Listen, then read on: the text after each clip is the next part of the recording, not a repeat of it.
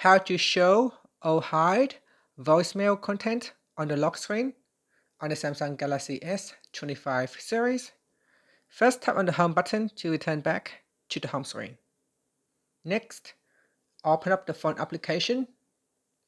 Then tap on the More button at the top. And from the pop-up, tap on Settings. Now in Call Settings, we scroll down and then tap on Voicemail. Next in here, tap on Notifications. Then we scroll down and here tap on Lock Screen. So in here you can choose to show the voicemail content or to hide it, or don't show the notifications altogether. So select one of the available options and that's it. After that, you can tap on the back key or tap on the home button to return back to the home screen. Thank you for watching this video. Please like and subscribe to my channel for more videos. Thanks for watching.